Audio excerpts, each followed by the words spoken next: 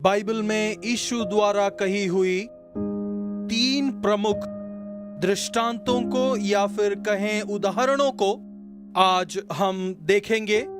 सभी ने इसे कई बार जरूर सुना होगा और उसी दृष्टांत पर हम दोबारा गौर करने वाले हैं। लूका 15वीं अध्याय और उसकी 11वीं आयत से लेकर हम 30वीं आयत के बीच में घटित इस घटना को देखेंगे। एक पिता के 2 बेटे हैं और उनमें छोटा पिता के पास से संपत्ति में अपना हिस्सा लेकर किसी दूर प्रदेश में चला जाता है और इसके पास जो कुछ था उसका पैसा सब कुछ थोड़े समय में खत्म हो जाता है। तत्पश्चात उसके वापस आने की कहानी को हम वचन के इस भाग में देखते हैं। उड़ाव पुत्र से हम परिचित हैं। इसी दृष्टांत से कुछ बिंदु जो प्रभु ने मेरे हृदय में डाले हैं बांटते हुए प्रार्थना करना चाहूंगा। From the Gospel of Luke, chapter 15, verse 11, a parable that Jesus shared, I want to speak from today. The parable that states of the 2 sons that a father has, and one of the son leaves his sons with the inheritance and loses all his inheritance, and then how he comes back and how there is a celebration. From there, I want to speak a message. 12वीं आयत में देखते हैं, छोटे ने पिता से कहा, पिता संपत्ति में जो भाग मेरा है उसे मुझे दे दीजिए। तब पिता ने अपनी संपत्ति उनमें बांट दी। उस समय की सामाजिक मान्यता के अनुसार पिता की मृत्यु के पश्चात ही जमीन जायदाद का बंटवारा हुआ करता था। भाग बांट जरूर दिया जाता था पर बच्चे उसका उपयोग पिता की मृत्यु के बाद ही करते थे। पिता के जीवित रहते अगर कोई अपने भाग को लेकर चले जाता है, उसका अर्थ या उस समय उसकी जो मान्यता थी वह पिता को मृत्यु घोषित करने तुल्य था। During that culture, if the inheritance is taken after the death of the father, and if you are going to take the inheritance before the death of the father, it implies that you're actually killing the father. And here we see this younger son is trying to take his part of the inheritance before the death of his father. वास्तव में अगर हम देखें तो यह दृष्टांत पिता के महान प्रेम को बताने वाला एक दृष्टांत है, एक कहानी है, उपमा है। पिता को मारने के समान है। पिता को मारने के तुल्य एक निर्णय पुत्र लेता है, पर फिर भी पिता उससे सहमत हो जाते हैं, मान लेते हैं। और इस पिता का परिचय ही यीशु इन शुरुआती आयतों में इस दृष्टांत में बताते हैं। Mainly it represents the father's love in this parable, but in the early verses of this whole parable we find actions that represents the killing of the father. तो ऐसे ये पुत्र अपनी संपत्ति को लेकर एक दूर प्रदेश में जाता है। And we find that the son leaving with the inheritance to a different far land. किसी एक दूर प्रांत Going में to a far land.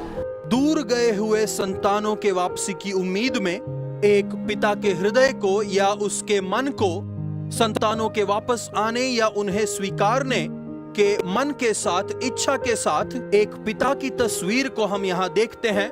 यीशु इस दृष्टांत के द्वारा पिता परमेश्वर का परिचय हमें दे रहे हैं, अपने स्वयं के स्वभाव को हमें बता रहे हैं। To represent the love of Father, to represent the heart of God the Father, Jesus is using this parable to show how the love of Father is seeking after the sons who have left him and gone away from him. हम वहाँ पढ़ सकते हैं, पिता के घर को छोड़ वह दूर प्रांत को चला गया। Read that from the house of his father he left to far land. पिता के घर से वह दूर देश को जाता है, दूसरे प्रांत को, और उसके हाथ में जो कुछ था उसकी संपत्ति सब खत्म हो जाती है। Now when he left his father's house and went to a far land, whatever he possessed in his hand he lost. उसका जो कुछ था उसे वह खो चुका। Whatever he held he lost it. पिता के घर से दूर रहते हैं तो जो कुछ हाथ में है वह भी खो जाएगा। हम यहाँ देखते हैं। Next message is this, that as far as you go from your father, whatever you possess you will lose. एक वाक्य जिसका यहाँ उपयोग किया गया है, जब वह दूर देश गया, पहली चीज जो सामने नजर आती है उसका पहला परिणाम, अब उसके पास चीजों की कमी होने लगी। As far when he went far to a far land, the first thing that manifested to the eyes were that he became to come in lack. पिता के घर से जैसे जैसे दूर होते जाएंगे कमी भी होने लगेगी। As far as you go from the father's house, you will experience more lack in your life. भजन संहिता में एक वचन मुझे याद आता है, जो पिता के घर में रहते हैं उनके गुण या स्थिति को बताता है। लिखा है, मुझे किसी बात की घटी ना होगी। From the Psalms, I find a verse which shows the sign of a person who lives in the house of the Lord, that I will not. 23वां भजन संहिता कहता है, यहोवा के भवन में वास करने वाले को किसी भी चीज की कमी नहीं होगी। Psalms 23 says, the one who dwells in the house of the Lord, nothing he will lack. जैसे जैसे पिता के घर से दूर होते जाएंगे, कमियां नजर आने लगेंगी, कमियां होने लगेंगी, ऐसी कमियां जिनका ना ही कोई समाधान है, ना ही कोई As far Uttar. as you go from the house of your father, you will experience lack which cannot be sorted. कुछ एक को आज वे दोबारा अपने घर में वापस लेने वाले हैं। You are going to be brought back to the house of his house of the दूर गए हुए लोगों को आज वापस बुलाने की शाम है। those who have gone distance far, you are going to be brought into. कुछ एक के जीवन में पिता के घर से जो दूरी आपने बना ली है, परमेश्वर इसे काट कर अलग कर रहे हैं। कई एक को आज वापस परमेश्वर अपने घर में ले रहे हैं। आज एक वापसी की शाम The है। distance between you and the distance between your father, that distance is going to be taken away, and you're going to be brought into the house of God. ताली बजा रहे हैं, जोर से ताली बजाकर प्रभु को महिमा दें। Let's clap your hands properly. वह कंगाल हो गया। 16वीं आयत देखिए, सूअर जिन फलियों को खाकर अपना पेट भरते थे, उसे भी वह खाने को तैयार था, पर वह भी उसे किसी ने ना दिया। He experienced lack in the 14th verse, and we also read that he was willing even to eat the food of the swine. सूअर जिन फलियों को खाते थे, उन्हें तक वह खाने को तैयार हुआ, क्योंकि किसी ने उसे कुछ ना दिया।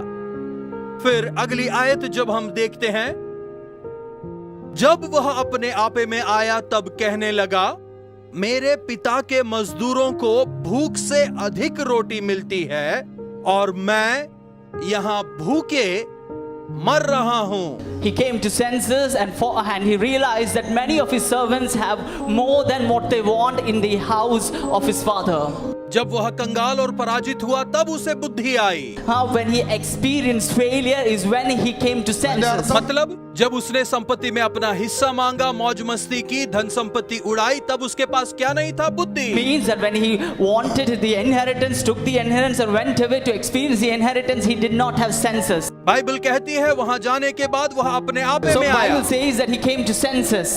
आपे में आने का कारण क्या है? The reason why he came to senses, जब वह उस पराजित अवस्था में था, when he was in the failure उसके सोने की वह जगह and the place where he was lying, that पिता के घर और अपनी स्थिति के बीच वह तुलना कर कर देखता है। was in, and the house of his father, he compared it. जब पिता के घर के बारे में सोचता है, He studied the house of his father, पिता का घर कंगाली से भरा हुआ स्थान नहीं है, वह उसे समझ आता है। understood one thing, that his father's house is not full of poverty. मेरी आवाज को सुनने वाले एक बात भली भांति जान लें, आपके पिता का भवन कंगाली भरा स्थान नहीं, वहां बेइंतिहाई और बेशुमारी है। याद रखिए। Pay attention here that your father's house is not a place of poverty, but it's a place which serves abundantly.